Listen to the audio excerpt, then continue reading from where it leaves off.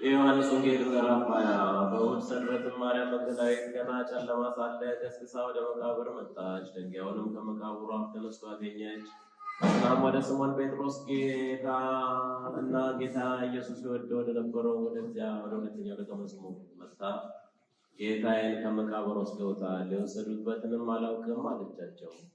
ጴጥሮስና ሁለተኛው ደቀ መዝሙርም ወጡና ወደ መቃብር ሄዱ። ሁለቱም በአንድነት ሲሮጡ ሌላው ደቀ መዝሙር ጴጥሮስን ቀድሞት ወደ መቃብር ደረሰ። በተመለከተም ጊዜ መቅደሱን ተቀምጦ አየ፣ ግን ወደ ውስጥ አልገባም። ስምዖን ጴጥሮስም ተከትሎት ደረሰና ወደ መቃብር ገባ።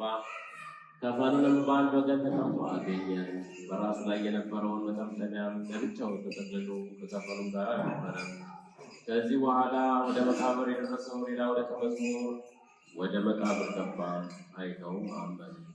ከሙታን ተለይቶ ይነሳ ዘንድ አለው በመጽሐፍ የተጻፈው ገና አላወቁምና። ከዚህም በኋላ ሁለቱም ተመልሰው ወደ ቤታቸው ገቡ። ማርያም ግን ከመቃብሩ በስተውጭ እያለቀሰች ቆማ ነበረች።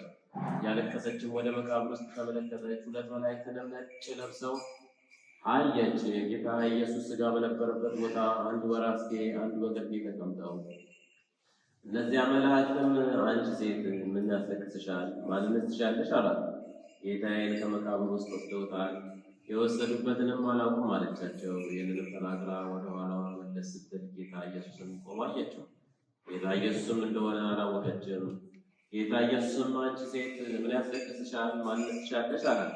እሷ ግን የሕግ ጠባቂ መስሏት ነበር። ጌታዬ አንተ ወስደው እንደሆነ ሄጄ ወደ እኔ እንዳመጣውና ሽቱ እንድቀባው የወሰድክበትን ንገረኝ አለችው። ጌታ ኢየሱስም ማርያም አላት። እርሷ መለስ ብላ በዕብራይስጥ ቋንቋ ረቡኒ አለችው። ትርጓሜው መምህር ማለት ነው።